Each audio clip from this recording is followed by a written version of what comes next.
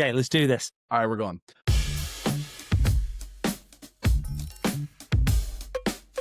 Will, we had a mildly successful video go out a couple weeks ago. It's been very fun to watch people kind of check out the scoring method. What do you think? It's fantastic. Absolutely amazing. Just love the comments, love the feedback. I love, I personally love the sort of the negative comments because I think they come out of not fully understanding, right? I mean, we want to make a little 20-minute quick crash course. And so I think so many of the answers that we've got for today are to help people to understand there's a bigger picture of the scoring method. But yes, there's a whole 4-hour training course and, go and get coaching from a coach to learn how to use it. So I think it's gonna be a lot of fun for us to get to talk today. Yeah, I mean, I've known about the scoring method. Well, have known each other for 10 plus years, and you've had the scoring method for that long. And so I've always known about it. It's great. Like I always teach my buddies and stuff as we go, like, hey, this is kind of how to change your thinking. And it's great. So it's super fun to be able to share that with tons and tons of people. I'm so glad that the word's getting out. And I want to start with something that's getting out is this comment. I have a comment pulled up here. This is an important one to start with. It's the guy hits everything straight, high, and long. How on earth can he demonstrate the point? Yeah, exactly. So, that's your fault. That is your fault. Everybody, that is Cordy Walker's fault because he is the content creator and I got to go and spend a day with him in Minnesota and the guy stripes it too good. But here's what I will tell you a little story about, okay? Is that when Cordy plays in tournaments the week afterwards and he doesn't get committed to his golf shot and his tension gets a little bit high, he makes big numbers and doesn't use the scoring method and shoots like an 84? I don't know. Yeah, he doesn't remember. The point being is, look, I completely understand everybody. I can't wait. If you go to scoringmethod.com, scoring method YouTube channel, it's all amateur golfers, right? All high handicappers. But yes, if you've got a guy who's striping it, but that's why we went through the gears of the game. We wanted to show you for that next level because the other complaint we get, Cordy, is, well, this is great for low handicap, for high handicap golfers, but not me, a 3 handicap on my no. It's perfect for you because, Cordy, when you play tournaments, you can't lose a golf ball or you'll make a triple.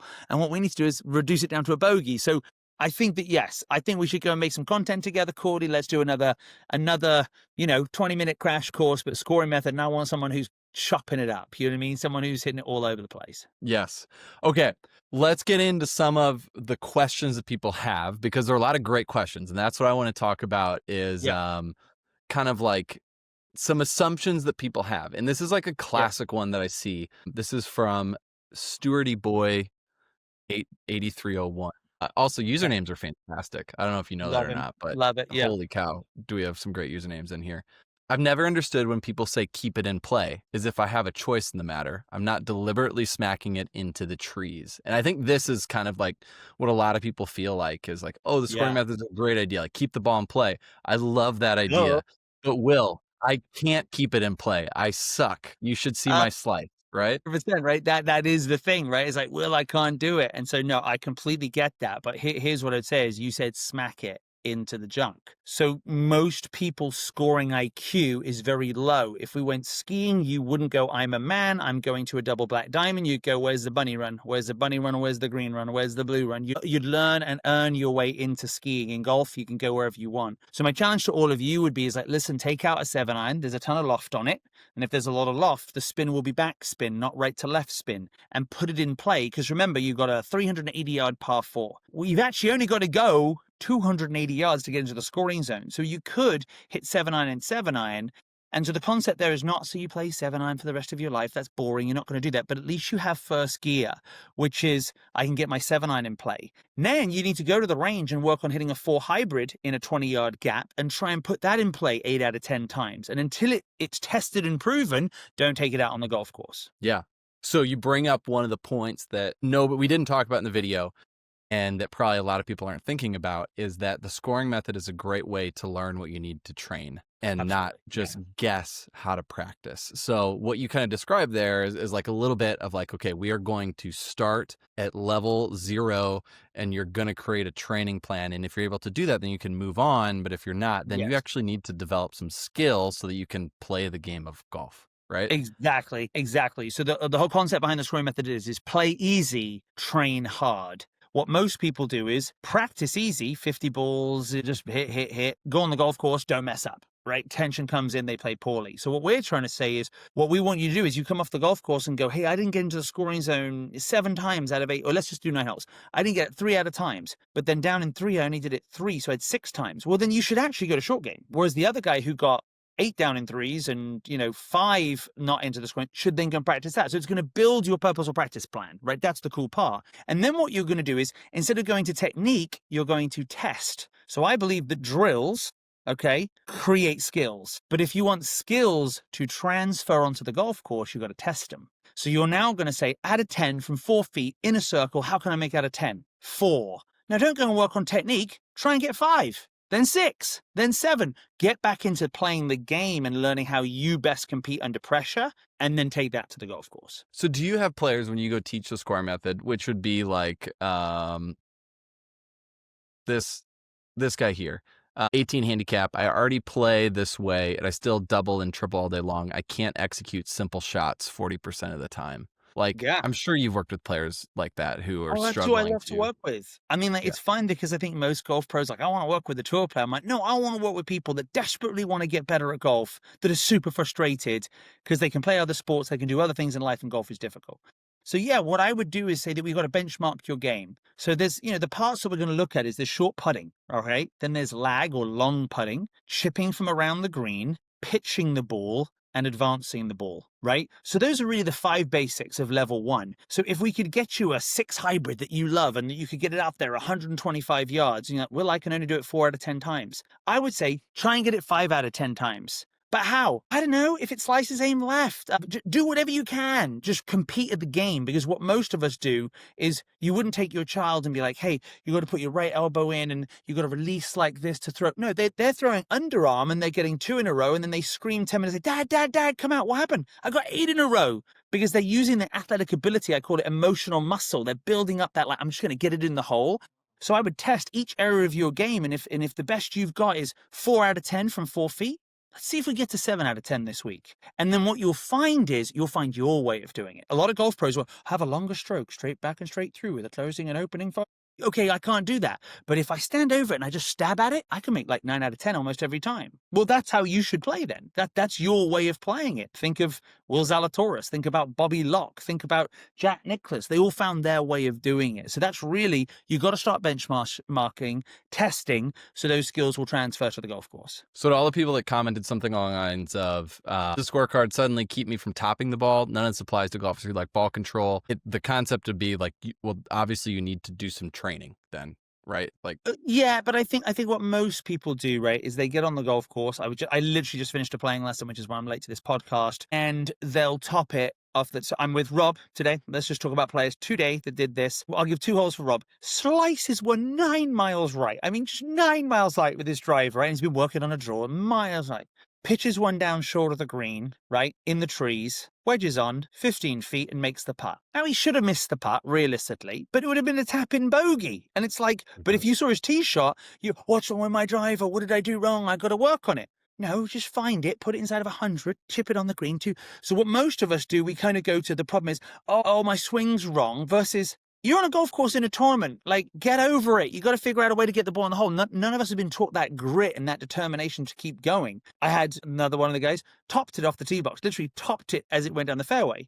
Hit a second one down the par 5, third one down the par 5, fourth onto the green, just missed a par putt, tapped it in for bogey. That's what we're trying to say is, don't just scream to technique. You're going to top it, you're going to slice it, you're going to hit shots. But over time, if you focus more on getting to the scoring zone game 1, game 2, getting down in 3, it'll really start to show you how to play under pressure and start to show you how to train. What about those 100-yard shots, right? So one of the ideas is you got to get it inside 100 yards. Some people are commenting like, oh man, like partial wedge shots are the worst.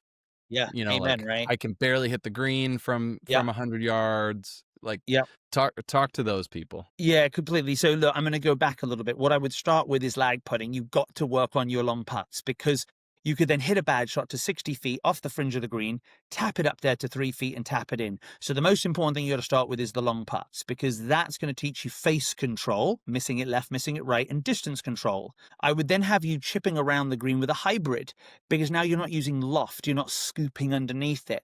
But at a certain point, like you said, you got to start to learn how to pitch. So I would try and break it up into 25, 50, 75, and 100. And for some of you, 100 is an 8-iron for me. Okay, for you, it's 25 and 50. 75 is a pitching wedge. But for most of us, 25, 50, and 75, we could doing that with a pitching wedge or a sand wedge. So I would then gauge a position on the clock, right? So I'm going to go back to my hip and I'm going to hit down on the ball. What do most of us do? We lean back and try and scoop. No, the best way is to send the club down and the ball will go up.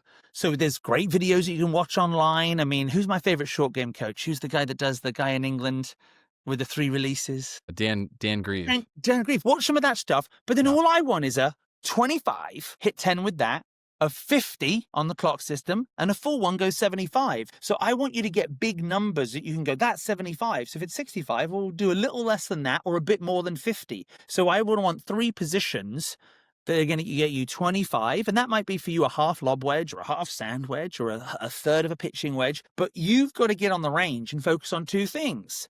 25, 50, 75, right? That is the wedge area, right? And then a go-to club. What can I advance down the fairway 10 times? Off the tee box. Hybrids. It's such a great club to use, right? So most of us go and work on 7-irons, trying to hit a draw, trying to fix our swing, rather than, can I put 9 out of 10 balls onto that green at 50 yards? 1 out of 10. Cool. Let's do another 10. Can you get 2? And you then start to learn how to really compete and play the game. And I've been doing this for 20 years, and you'll be amazed how people start to play better golf just by purely starting to play it more like a computer game and beat the game than trying to be perfect. Tons of great comments too, Will. I mean, I'm going to land on one here, which will give you a good talking point. But we had one just yesterday pop in. Seems like I've been a 10 to 12 handicap with the decision making of a 25 handicap. After putting this method into use, I shot an 84 with no mulligans or breakfast balls. I believe this method is meant to help good golfers who have terrible course management, but also teach new and upcoming golfers what they need to actually practice. That's good. It's a good. Yeah. And did he say he's a 12 with a 25 scoring? I don't know. He says it seems like he said it seems like I've been a 10 to 12 handicap with the decision making of a 25 handicap. So think about what a lot of the new things are doing, right? In the old days, it was just data. It was like, hey, you hit this many greens, you hit this many fairways. It didn't really help you. What we're trying to say is, my arcos might tell you you're a 7 handicap putting and you're a 22 handicap, but which is the one that's going to tell you the reason why you're a 22 handicap with your ball striking is because you're a terrible decision maker, because you took not enough club, aimed at a flag by a lake, missed it just to the right, hit it in the water, made a quad. Or if you'd have taken extra club and aimed long left and missed it short right, you'd be right by the flagstick. So much of what I'm doing with my players on the course this morning is, guys, here's the quadrant. Where can you absolutely not go? Short right, there's a bunker. Where can you also not go? Well, long right's not too bad, but anywhere on the left is fine. Well, is short better or long? Probably long, actually. Okay, so don't aim at the flag. Put a flag back left of the green and smash it there. Oh, you missed it short right. Oh, you're by the flagstick. You're a genius. So, golf is about misses. Golf is not a game of perfect, Bob Rotella, right? It's all about helping people to start to realize that if they become better caddies, so many of you are listening are, I went to Scotland and the guy just freaking shoved me a club. No, this is what you're hitting. You didn't go, I'd like a driver. He's like, no, you're not, man. And he just hands it to you and you hit that club. That's what we got to get you better at, is better decision making, better strategy. And this is how, again, we get players to go from 25 to 12 with very little technique, because they're like, they had the ability of a 12 handicap. They just had the scoring strategy of a 25 handicap, which is mean they played to a 19 or a 20, you know? Speaking of caddying, I should have had you on before the Walker Cup at Cyprus, because we should have done a Cyprus episode with you, because that would have been fun. Well, you've got to tell. I don't know if you've ever told the story on a podcast, but tell your 18-hole caddy. Yeah. So how did I really come up with this method? The concept behind it was I caddied at Cypress Point in college, and all I knew was every caddy out there, and so many of there are some great friends of mine that are there, that are great people. They knew every sprinkle head, every single number on the golf course. I remembered none. But what I knew how to do was just basically kind of generally tell people how to look, hit a 5-iron. It's playing a lot longer than 150. It isn't. It's 150, but you don't hit it a 5-iron 150. So they would hit a 5-iron and be pin high and go, wow, that played a long way. Well, that's all good when you're doing this, and it's non-members, so there's 8 unaccompanied per day on the weekdays that can come on the course. It's fine. But when it's the club championship and it's the final round of the club championship, and you're caddying for one of the members, and he has a 2-stroke lead. And on 18, there's a very famous shot that Ben Hogan played in the match where he hit it between the trees, the cypress trees. And he has that shot and he looks at you and says, Will, give me the 5-iron. And I'm like, this is going to be difficult. his putter. He's 165 yards out. And I'm like, putter's the play. And he's like, what the heck? What are you talking about? I'm like, Mr. Francis, you're going to put it to right there. Like, I'm going to stand over there and you're going to put it to me sideways. You're going to put it. Because I know if he goes through the trees, he's going to hit the trees, bounce around in the trees, he's going to come out, he's going to lose the club championship. And to be the club champion at Cypress Point is why I would think a pretty amazing thing to talk about when you're back in New York and doing the things you do in life around some pretty impressive people. So he puts it out to my feet. He then hits a beautiful wedge and flushes this thing straight over the flagstick. So now we've got a 20-foot downhill, the fastest putt you can imagine. All I needed to do was have him slightly miss hit the pitching wedge and would have been pinned high. He flushed it. We had a beautiful putt. It rolled 6 foot by. And I'm thinking, if he misses this putt and he has to tell somebody that his caddy told him to putt on the last hole, I'm in big trouble. He'd still gone to a playoff, though. He made the putt. He won the club championship. And it was just awesome because it was like, I knew 2 out of 10 he could have got through that tree, but they would have probably run over the back of the green or gone in the bunker, would have made double anyway. But I knew he was a low handicap golfer. I knew he could get, if I had him at about 140 yards up the hill, or about 135, he could hit wedge up onto the green. I think maybe it was a 9-9 because it was uphill, but I knew I could get him out of there, and he won the club championship. But that's where I really learned this, is that I caddied so many rounds for people who are the best golf course in the world, and I knew that they were going to try their hardest and play terrible. So what did I do? I got them into the right emotional state, and I avoided trouble. I gave them great green reads, and I helped them to go ahead and take clubs that they wouldn't normally take because they think they hit it too far. And I would take the trouble out of play by getting them away from that trouble. And it worked pretty well for me. That's one of my favorite stories. You can't retell that enough, in my opinion. It's a good one. Okay, I think you should do the scoring method takes on Cypress. Just a thought. I'll throw it out there. But anyways. Yeah, sure. Okay, well, that leads really well into this next comment I wanted to talk about. Just shot a 78 this morning, breaking 80 for the first time in ages. And the last sentence is the part that you're going to love, takes the pressure off, right?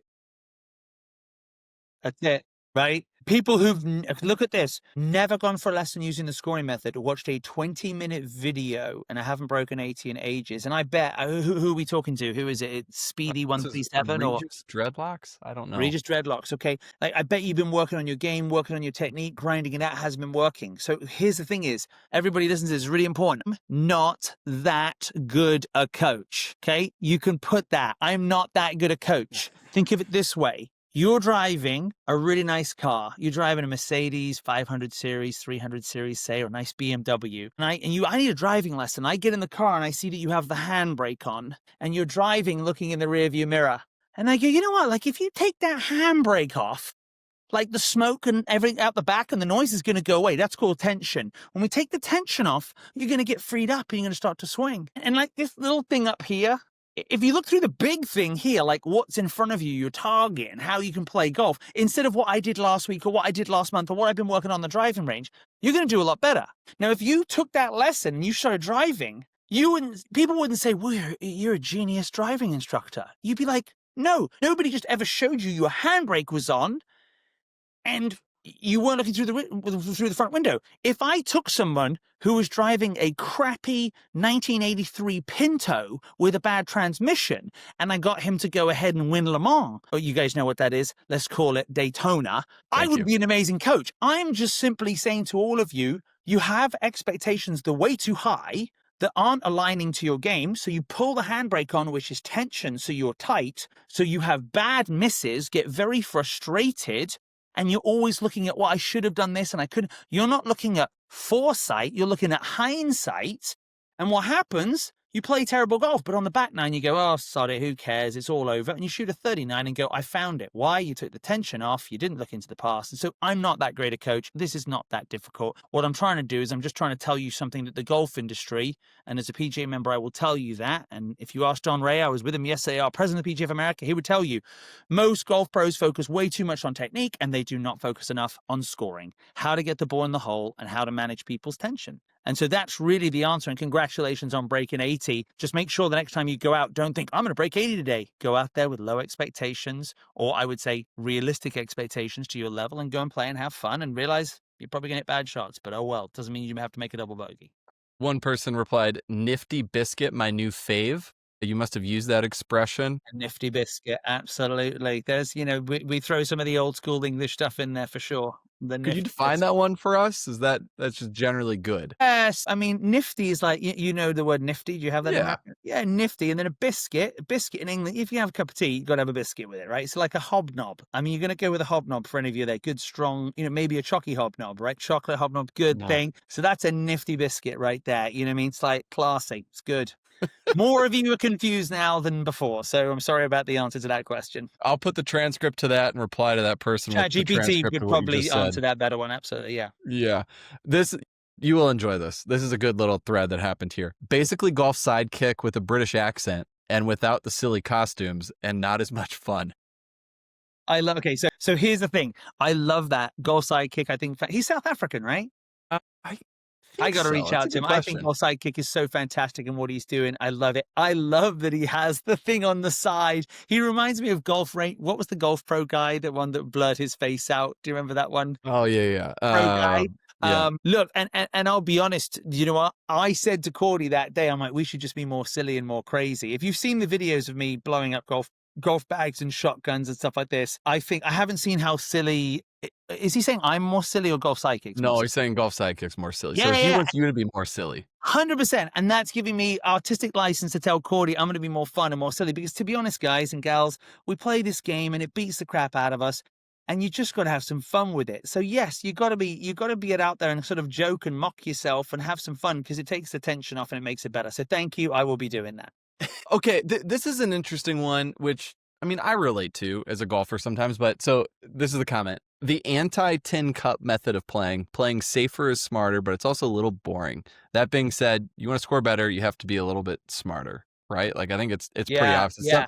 Some people fall into trap of they get bored and so then they make bad decisions and then the tension ramps up. And who is this to? And do they say what their handicap is? Thomas. Okay, so Thomas, here's the thing is, I would say boring is not quite the right word, but what I would say is that here's the thing is that most of us don't have enough patience when we play the game of golf. It's just like investing. I don't want to put my money into an index fund. Well, if you do an 8% return, you're going to be a millionaire. No, I want to go and throw it on Bitcoin. I want to do it on this and have all this excitement. But with excitement comes stress and frustration and anger and depression and alcohol and like all these terrible things, right, come along with it. So my point is that as you get better and you look at a Patrick Cantley, who's just so precise and just methodical as he goes around the golf course, is that you start to realize it's not really boring. It's probably that you don't have the level of patience. I'm not trying to put you down, but as a coach, just being honest, is you're impatient and you're like, well, I know, but I could go ahead and do it for 80. We do the 72 hole challenge for you, 2, 3, 4 handicappers. This isn't for me.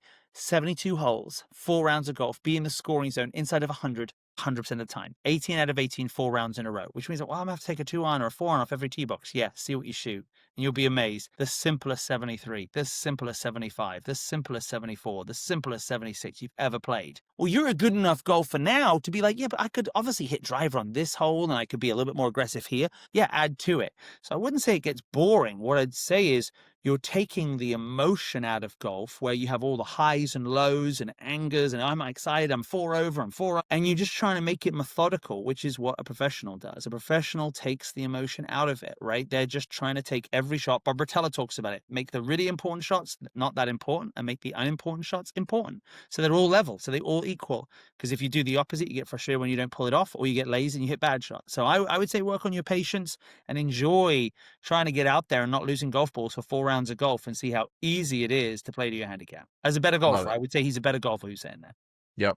Okay, and we'll end with this. Will, this was the top comment, the most liked comment so far. So here it goes. So I'm a 4.8 and I play this way in the course. However, the flaw in the strategy is assuming that a high handicapper has the ability to place their shot in a safe scoring zone, but the inability to hit a green and reg. Hole number 2 is a perfect example. So this is a short par 3 that we played, about 150 yards with a pond short. You're recommending to take the water out of play by hitting the safe zone long and left between the bunkers. The high handicapper could do that consistently. I'd assume they could hit a shorter shot onto the green. Yeah, brilliant. And that's bikes, is it? Yeah. Yep. What was the general responses from what you read through? I didn't see all of these ones. I didn't see. I've seen a bunch of them. Yeah. A lot of people are. What's that? Was there a consensus to that? Did people agree with that, or? I think there's a bit of both. Some people are still in the camp of like, I still am going to top it in the lake. Yeah, absolutely. Yeah, exactly. So, as a 4.8, I care that he's actually caring about higher handicap golfers, which is really cool. But let's just talk about dispersion. So, some of the best thing you can do with technology nowadays, whether you buy a Rapsodo, whether you go to an indoor golf place and you use another piece of technology, point being is that if you hit 100 shots with an iron, you'll have a dispersion pattern. Okay. And so that dispersion pattern is going to show you where the majority of your golf shots go. And I would say for a 23 handicap, guess what? It's going to be short and right for the average golfer. So if 100 balls fell down and we aimed at the flag, most of them would be short right of the green. So what you'd want to do is say wherever the cluster is where the flagstick should be, which means in theory you'd have to pick the flagstick up and move it. So let's say the other way. Someone pulls it and hits it long all the time. Never found that, but let's just pretend they did, right? Well, they'd have to put their pin front right, right? Because they always miss back left, so they would hit the green in the middle. So really what we're saying here is when you come and train, your goal is to hit 10 shots on the 100-yard green and see where were the misses. So I've got 3 on the green. Where were the misses? Short right. Okay, well, let's try and hit it long left over the green with a 9-iron instead of a pitching wedge on the driving range. How many? Oh, I've got 6 on the green. Any long left? Only 1 that I got over the green. Okay, that's not bad. Any really, really short right? None. Okay, so none of them would have gone in the water. So you might be in the bunker, you might be having to chip. So you're really looking at people's dispersion patterns. And the problem that's happening with golf instruction on a general level is we're looking for positions of this and this rather than positions of where did the ball end up. So great coaches are going to use technology to go look at your dispersion pattern from left to right and your gapping from back to front. So really what I'd be saying to you is when you go and practice, the goal would be let's go ahead and really hit 10 of these and continue to keep logging them with technology and do with that. It's phenomenal how well it does. And then you start to understand your miss. So you could say to Scott Fawcett, Scott, I love Decade. It's phenomenal. Maybe we'll talk about that on the next question. You could use that, but that's a tour player who can hit 5% of their target every time. Ours might be 25% of the target. So if our miss could be 25 yards short right, we actually kind of need to go 25 yards long left to get our dispersion where the flag is. And occasionally we rip one, but guess what? You got to chip downhill. It's not that bad. So, what we're saying here for everybody is that you just got to start to understand your misses. And for some of you at a high handicap, you might want to have to go and do some drills. But Cordy, I would love to talk about Joe because I got to talk to him on the call this week, the gentleman who did the video and went out and played 18 holes. Yeah. There's a guy that watched the video and then went and played using the method and gave some thoughts on it. Okay. We'll try to and what was flash his on the swing screen. like? Cordy, what was his golf swing like? It wasn't great. He might have topped the ball quite a few times. Yeah. I mean, and Joe's going to be listening to this. Joe's aiming way right. He's coming over the top of it. And he's got comments of like, you got to shallow the plane. You got to get to the inside. You got to do all of this. He goes out there, uses a scoring method, makes 5 in a row, bogeys, up and downs. His goal was to break 100 and shoot 99. He shot 101. With a 4-putt and 3 8s where he lost golf balls. So I'm talking every pro would say, Will, you got it. Like, it was violent, right? Joe, I love you, brother. We're going to work on it, right? It was violent. The next round he went out, shot 91. But where would most pros go? You can't shoot under putt. You can't shoot in the 80s. He doesn't want to shoot in the 80s. He wants to break 100. Once that trust is built and he starts to understand, then it's like, well, I probably need to get more distance and slicing it and topping it. But most pros just put technique in the very front. But to watch him shoot 101, you should watch the video. Is fantastic. What was the site of his? It was like Kind of Golf, isn't it? What it was called? It was great. It was like Kind of Golf. Is it just for high handicappers being like, look, we struggle, we suck. How do you use the system? And we spent half an hour on the call explaining like, here's how you do it. And he goes and shoots 91. So that's the beauty of this, is that it's like, yes, you might need some skill sets, but don't go and do 42 lessons on a driving range and then go on a golf course on your own. Go on a golf course with a professional and have them teach you how to score. That's the concept. And the beauty of the method is watching people that's never gone and seen a pro we have coaches that teach the scoring method, obviously. That's what I do for a living, but go and do it on their own and they get the results without a pro, which is super awesome if you ask me. That's so great. That's so great. I think the next comment or the next highest ranked comment, which I just want to talk to, I talked a little bit about in the video too, but I've never understood when people say keep it in play as if I have a choice in the matter.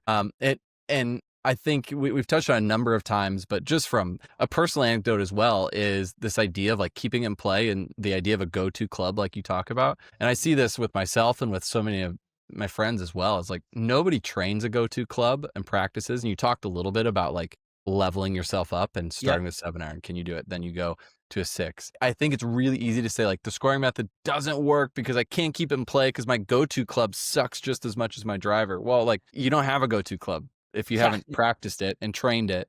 And like, so you can't say the go-to club idea doesn't work if you haven't actually tried it or done it. Yeah, You and know, like, you couldn't be frustrated if it was like, "Hey, I wanna climb El Capitan and I can't do it. It's a 3,000," and you were 4 feet off the ground and got nervous and then fell. It's like, I can't climb that. So you gotta start to realize, like, so many people, "But Will, I can't swing this way." What's the name of that site that Joe's on? What was it called again? Like, Kind of Golf, I think it's called. Sorta Kinda Golf. we But my gotta point is, find you it. watch his golf swing and he shot 91, and you're gonna go, "There's no way." And it's like, "Well, I don't know. He did the video. I doubt he's lying." Do you know what I'm saying? And so the Yeah. point being is that that's what I'm trying to challenge you to all start to realize is your skill potential is probably about up here. The way you train, the way you think, and the way you manage the golf course is down here. So yes, you could continue to work on the little gaps right here. Is Was that our this boy? it? Yeah. Whoa. No, That's this another guy. wasn't. Oh, There's that's another even one. more awesome. Oh, Cameron, I'm gonna get to watch that video. I'm gonna call you. I can't wait to Okay, I see it. found another one. Oh, no, he's a stripe show. He's a total stripe show. You got to send me his stuff. I got to reach out to him. That's so Okay. awesome. I just love it that you guys are going out there and using this. You know, I've been doing this for coming on close to 20 years now. So it's just so much fun to see. Oh, here we go. I found it. Well, here, we'll give, if people are watching, We'll give a shout out here. yeah, we'll pull it up. Let's see. It's kind of like sort of golf. Here we go. Yeah. Sort of like golf. Here Sort we of go. like Let's golf, see. you know? And it was just awesome. I mean, no, go on, get one of his golf swings. You got to get one of Yeah. Joe's. Joe, I love you, brother. We had missed a bunch of short putts. He recorded every shot, so it was really cool. Okay, here we go. Look at that setup, baby. Oh, there we Come go. on, look at that puppy, right? That's a good one. He then topped the next 3, I think, though. He'll show you, right? But then he's, look, watch this. You look there, and he tops it again. So all of you would say technique, technique, technique. His goal was 99. He shot 101. The next week he shot a 91 using the scoring method. Topped it again, right? So I'm just saying is like, you know, to break 100, if you've got somewhat of a technique, you can get out there and start to focus on scoring and not technique. You know what I mean? And just start focusing on the scoring side of things. And when you're on the golf course, you can focus on technique and testing it. Can I do this more often? And that's what I love about it, Corey. It's like, hey, I watched on the YouTube and someone told me I should start doing this. Cool, test it. Do it 10 times. How many did you get inside of a 3-foot circle? 2. Now do it the way you do it. How many did you get? 8. Well, you probably shouldn't do that on the golf course if you only did 2. But if it went from 8, you normally get 2 and you got 8. Do it, man. Use it on the golf course. You got to test. You got to test it. You got to bring stuff in that you trust to take on the golf course. You can do it when you're under tension. Yep, 100%. So like my go-to club, I'd always tried to have a 4-iron be my go-to club. Yeah. And then I realized that I never trained it or practiced it. So then I found a hybrid, which was great. And then my 5-iron is like the notch down for me of like, I can do that. I can. I have trained that enough where I'm good there. And I challenge you for your next tournament on any hole that you don't think that you can definitely put driver in play, you take a 5-iron off the tee. And you'll be amazed that it's like, because you hit it so far, you'll be amazed that 84s turn into 74s. And you're like, okay, but now I'm learning a 74. Obviously, you want to shoot a 68. But the point is you've got to get a foundation where you're so confident that you can put it in play, right? For a better golfer, obviously. Come on, Scotty Fawcett talked about us. What did he say? You got a couple more minutes? You got to run it. Yeah. All right, Will. So one of the reels that we cut out of the main video got some comments on Instagram. Honestly, I didn't even think about these before we hopped on here, but you're right. So Scott, we love Scott Fawcett. Scott, you're awesome. He said that he got tagged in this because, people looking to get his perspective. This was his thing. He had me until put away the driver. The biggest difference between the 90 shooter and 70s is distance off the tee. I understand we need to keep the ball in play, but just because you drop back doesn't mean you'll hit the fairway or keep it out of the trees. Yeah, absolutely. So first thing that I would say here, we didn't cut it out as in like we didn't want you to see it, as in we cut a short and put it in. Second thing with Scott Fawcett, Decade, the college kids and the tour players that he is helping is absolutely fantastic. And the data that's driven from it. And Scott is his mind, he's a genius mind and he's a great golfer and a good guy, been on the podcast.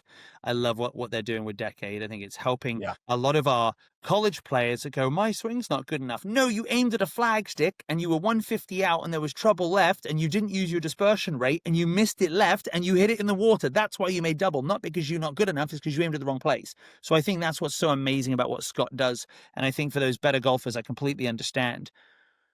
I completely also understand when he says driver goes further, it's easier to score. Let's now talk about the genius behind all of this, which is Mark Brody. And I think we do need to throw the Mark Brody video in here because Mark Brody created strokes gained, an insanely clever mathematician, an amazing man who's helped so many golfers, right? Every shot counts. Many of you have read it. And I said to Mark specifically, I was presenting with him up in Canada. I said, Mark, can you explain to me the key thing? And I'm going to just put the video in and you can watch it right now and see it.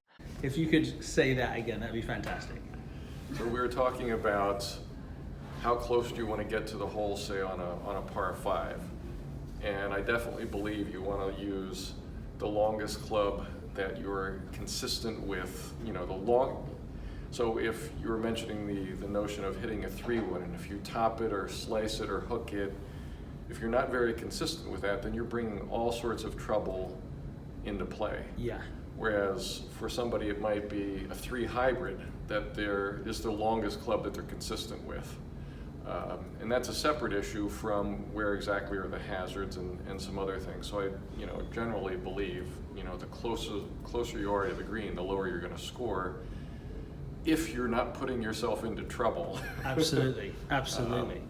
So it's really getting that your favorite, your go-to club longer and longer and longer and more consistent, because that will then put you in a position from 20 yards off of the green instead of 100 yards off of the green. Exactly, yeah. It's all about playing the percentages, and you can't ignore the different dispersion or consistency that you have with a 3-wood versus a 3 hybrid or whatever the other club is. So I love absolutely. And remember, that's from Mark Brody, every shot that counts. But now that you've watched the video, it is as far as you can advance the ball in play. Because yes, he's tracking tour players that can hit drivers in a dispersion rate of, say, 50 yards, and amateurs and better amateurs, 70 yards. But some of us, we can hit it 87 yards right and 147 yards left. So his biggest thing is you advance it as far as you possibly can. And yes, that will show you how to shoot the lower scores, which is why at the scoring method, what we're a proponent of is go to the driving range, hit 10 6 irons. Oh, you got 9 out of 10? Right, done with that. That's a go-to club. 4 hybrids. How many? 3. Oh, then 6, then 8, then 9. As you do this, you're getting better face control. Because the more you hit, the more in control of your face you are. So the more you become aware of the face of the club, and I was talking to Randy Smith the other day about Scotty Scheffler, and Randy was saying his awareness of the club is better than anyone in the world right now. That's why he's got control over his ball flight. So many of us are trying to be positional golfers instead of the position is where is the face at impact. So as you get that 4 hybrid in play, guess what? The 3 would now get 7 out of 10 times. And then the driver gets 6 out of 10 times. So then you get to a hole, and it's a big wide open hole. Your misses are right. Bomb driver, Scotty, absolutely. Go down as far as you possibly can. So yes, you've got to use it. Now, for some of my lady golfers and seniors, they hit their driver so darn straight. I'm like, you can't take it. Your go-to club is your driver. If you lay it with a 4-iron, you can't hit if they're hitting a 5-iron, they're hitting at 111 yards. We're never going to get to the hole. So I'm hitting driver all day long. Let's go. But for most of us, our driver dispersion is so wide that what Scott is saying doesn't match up to a 22 or a 23 handicap. Now, you might then say, well, I'm a 4 and I can hit a duck hook and I can also hit a block and there's a 70, 80 yard wide smash. Yeah, so you shouldn't be taking a driver on that hole. But it's 460 yards. Yeah, it's the hardest hole on the course. It's the hole that you're going to triple or double. So if you took your go-to 4-iron and hit 210 or your 2-iron and hit 220, and then you poked another one out of there 210 or 220 and got into the scoring zone and wedged on and missed the putt, you'd make a bogey, and who cares? It's not about making more birdies to win on the PGA Tour. It's who has the least amount of bogeys that wins on the PGA Tour. Phil Mickelson showed that for years, right? It's only when he's starting to get rid of doubles that he started to win majors, right? So that's the beauty of what I think is so great about Scott Fawcett and decades. And I think for that next level of golfer that's looking for the mathematician behind it and the real strategy and college players, I think, yeah, great. But if you want something that you can go through very simply and make you a better caddy player, I would say the simplicity, of using the scoring method will help you fantastically. Will, thank you for responding to all the comments. It was very fun to get out and take you around my home course and do some stuff. We're going to do it again because you're back in Minnesota. We get a high handicap golfer and we go out there and we go and do it and get some more content. And please keep the questions coming. And the other ones be devil advocate. It's okay. I'm not saying be a hater. We all need to be loving in the world, but I'm saying challenge us because we want to help you get better at golf. My mission is to revolutionize golf instruction worldwide. That means guarantee lower scores for golfers, and that's what the scoring method is doing. Love it, Will. Thank you. Peace.